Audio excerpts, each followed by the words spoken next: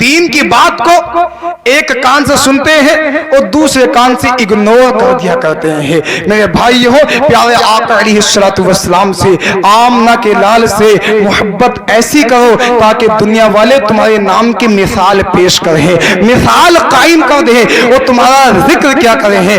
آپ حضرات جانتے نہیں ہیں میرے آقا علیہ السلام اپنی اس گناہ گار امت سے بڑی محبت کیا کرتے ہیں۔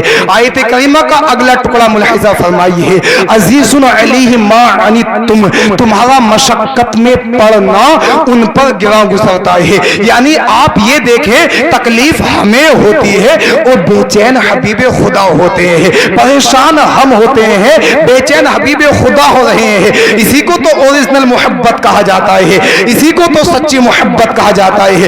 مگر آج ہم لوگوں کا معاملہ کیا ہے، آج ہم لوگوں کا حال کیا ہے؟ آج ہم لوگ ان لوگوں کے کلچر کو اپنے اندر داخل کر رہے ہیں جن کی دنیا بھی خراب ہے، جن کی آخرت بھی خراب ہے۔ آج ہم ان لوگوں کو فالو کر رہے ہیں جن کو نہ حرام کا پتہ ہے نہ حلال کا پتہ ہے۔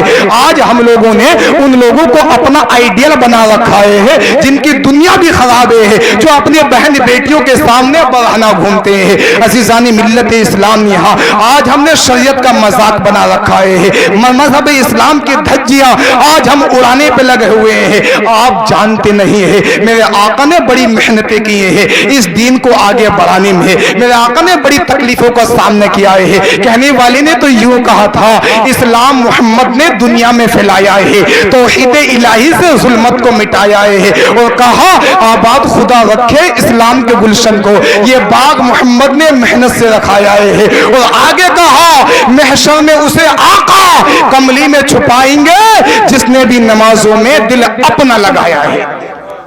میرے بھائیوں، بڑی محنتیں کیے ہیں میرے آقا نے اس دین کو آگے پھیلانے میں ہے، مگر افسوس ہوتا ہے آج ہمیں پتہ ہی نہیں ہمارا دین ہمیں کیا پیغام دے رہا ہے، کیا میسج دے رہا ہے۔ آج ہماری قوم کا نوجوان دو دن تک، تین دن تک ناپاک رہتا ہے، ناپاکی کی حالت میں کھاتا ہے، ناپاکی کی حالت میں گھومتا رہتا ہے، ناپاکی کی حالت میں ٹہلتا رہتا ہے، ناپاکی کی ہی حالت میں سفر کرتا رہتا ہے۔ کچھ تو ایسے ہیں ربیع الاول کا جس دن جلوس نکالا جائے گا وہ پاکی حاصل ہی نہیں کریں گے، ناپاکی کی حالت میں وہ جو جلوس میں شامل ہو جائیں گے اور ہلڑ بازی کرنا شروع کر دیں گے۔ اچھا مجھے آپ بتائیں تو صحیح، ایمانداری کے ساتھ بتانا، اگر ناپاکی کی حالت میں موت آ گئی تو خدا کو کیا منہ دکھاؤ گے؟ کس منہ سے خدا کی بارگاہ میں تم حاضر ہوگے؟ عزیزان ملت اسلام، یہاں یاد رکھیں یہ چیز معنی نہیں رکھتی ہے کہ موت آ گئی، معنی یہ چیز رکھتی ہے آئی کس حالت میں ہے۔ یہ تو آپ بھی جانتے ہیں، میں بھی جانتا ہوں، موت تو سب کو آنی ہے۔ کسی بھی دھرم سے تعلق رکھنے والا بندہ ہے، اگر آپ اس سے موت کے تعلق سے معلوم کریں گے تو وہ یہی کہے گا ہر چیز میں تو سمجھوتا ہو سکتا ہے، کمپرومائز ہو سکتا ہے، مگر موت کے معاملے میں نہیں ہو سکتا ہے۔ اچھا اگر کوئی موت کا انکار کرے تو کیا اس کو موت نہیں آ سکتی ہے؟ اس کو بھی تو آ سکتی ہے۔ تو یاد رکھے یہ چیز معنی نہیں رکھتی ہے موت آ گئی، معنی یہ چیز رکھتی ہے آئی کس حالت میں ہے، پاکی کی حالت میں آئی ہے یا ناپاکی کی حالت میں آئی ہے۔ جس وقت موت کا فرشتہ آیا تھا اس وقت زبان پر کلمہ طیبہ تھا یا گانوں کے نغمے تھے؟ جس وقت موت کا فرشتہ آیا تھا مدینے والے آقا کو یاد کر رہا تھا یا کسی فلمی ایکٹر کو یاد کر رہا تھا؟ جس وقت موت کا فرشتہ آیا تھا تو پاکی کی حالت میں لیٹا ہوا تھا یا ناپاکی کی حالت میں لیٹا ہوا تھا؟ جس وقت موت کا فرشتہ روح قبض کرنے کے لیے آیا تھا تو ناچ کود رہا تھا یا پھر اپنا سر خدا کی بارگاہ میں جھکا رہا تھا؟ یہ چیزیں معنی رکھتی ہیں میرے عزیزوں۔ اگر ناپاکی کی حالت میں موت آتی ہے، ناچتے کودتے ہوئے موت آتی ہے تو دنیا والے کہتے ہیں کتنا بدترین انسان تھا، کتنا بد نصیب انسان تھا۔ دیکھو تو صحیح، ناپاکی کی حالت میں موت آئی ہے اور جب زبان پر کلمہ طیبہ ہو، مدینے والے آقا پر درود پڑھ رہا ہو، سر مسجد میں ہو، خدا کی بارگاہ میں گڑ گڑا رہا ہو، موت آ جائے تو دنیا والے کہتے ہیں کتنا خوش نصیب انسان تھا۔ دیکھو تو صحیح سجدے کی حالت میں موت آئی۔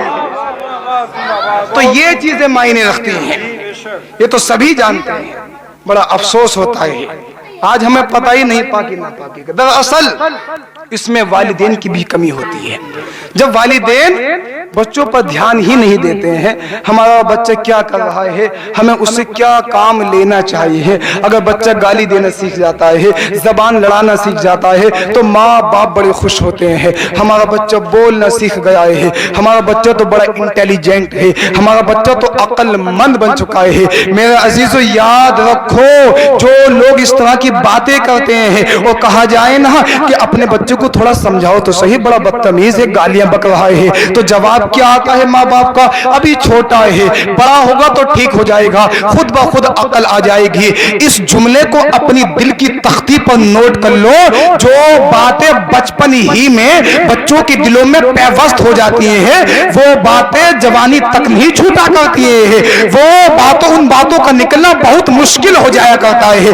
جو والدین یہ کہتے ہیں ابھی تو بچہ ہے ٹھیک ہو جائے گا, جوان ہوگا خود بخود سمجھ جائے گا, گویا کہ وہ ماں باپ اپنے بچوں کی زندگی میں زہر ہو رہے ہیں. گویا کہ وہ والدین اپنے بچوں کا آنے والا مستقبل فیوچر برباد کر رہے ہیں, خراب کر رہے ہیں. میرے بھائیوں, اگر تم یہ چاہتے ہو تمہارے بچے بڑے ہونے کے بعد تمہارے فرما بردار بنے, تمہارے بچے بڑے ہونے کے بعد ماں تمہاری خدمتیں کریں, اللہ تبارک و تعالی کی عبادتیں کریں, تمہارا بھی کہنا مانے اور اللہ رب العزت کا حکم بھی مانے, تو تمہیں بچپن ہی سے اپنے بچوں کے اندر جو غلط عادتیں ہیں ان کو چھڑانا پڑے گا اور اچھی عادتیں ان کے اندر داخل کرنی پڑیں گی.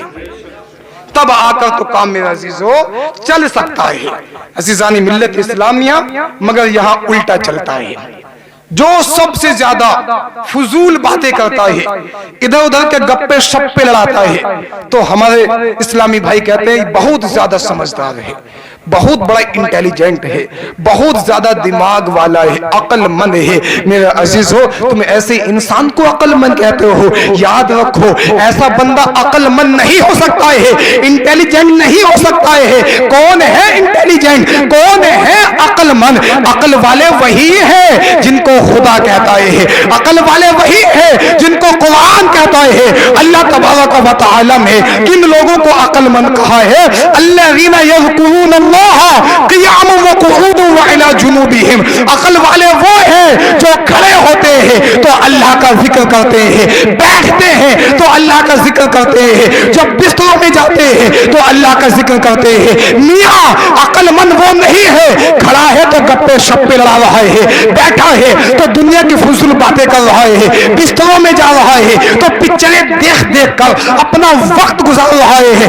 ایسا انسان عقل مند نہیں ہے, مہا بے وقوف ہے, نادان ہے. ایسا انسان وہی ہے عقل مند, کھڑا ہے تو اللہ اللہ, بیٹھا ہے تو اللہ اللہ, بستر میں جا رہا ہے تو دنیا دار کا ذکر نہیں بلکہ مدینے والے آقا کو یاد کرتا ہے, مدینہ شریف کو اپنی نگاہوں کے سامنے لے کر آتا ہے, آقا کو یاد کرتا ہے اور زبان حال سے یہی کہتا ہے یا رسول اللہ. میں سو جاؤں یا مصطفیٰ کہتے کہتے, کھلے آنکھ صلی اللہ کہتے کہتے حبیب خدا کا نظارہ کروں میں, دلو جا ان پر نثارہ کروں میں.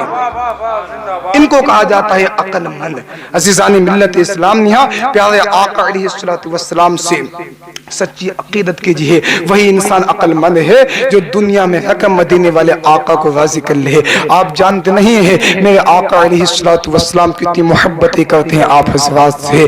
کل میدان محشر میں 3 مشکل مقام, کتنے مشکل مقام؟ 3 مشکل مقام, تینوں جگہوں پر ہمارے آقا ہمارے ساتھ میں ہوں گے. ناظرین اکرام, کل میدان محشر میں 3 مشکل مقام آپ حضرات جانتے ہی ہیں. وہ ایسے مقام ہیں, ایسی جگہیں ہیں, نہ چچا تاؤ کا ہوگا, نہ چچا بھتیجے کا ہوگا, نہ بھتیجا چچا کا ہوگا, نہ باپ بیٹے کا ہوگا, نہ بیٹا باپ کا ہوگا. سب کو اپنی اپنی فکر پڑی ہی ہوگی. اچھا ایک بات بتائیں, جب ہم چھوٹے تھے سنتے تھے کہ کوئی کسی کا نہیں ہوا کل قیامت کے دن, تو ذہن کے اندر ایک بات آتی تھی ایسا کیسا ہو سکتا ہے. جب تھوڑی سے بڑے ہوئے پتا چلا کہ یہاں پر تو اس دنیا کے اندر ہی کوئی کسی کا نہیں ہے, सगा भाई भाई का दुश्मन बना पड़ा है, 36 का आंकड़ा हुआ पड़ा है। खुशी के वक्त में तो चचा भी शामिल हो जाता है, ताऊ भी शामिल हो जाता है, भाई भी शामिल हो जाता है। और जैसी मुसीबत आती है, बंदा मुसीबत में गिरफ्तार हो जाता है, तो सब के सब छोड़कर भाग जाया करते हैं। नाज़रीन इकराम, ये असलियत है दुनिया वालों की। मगर वो मदीने वाले आका हैं कि कल मैदान महशर में 3 मुश्किल मकाम हैं, तीनों जगहों पर हम लोगों के साथ हैं।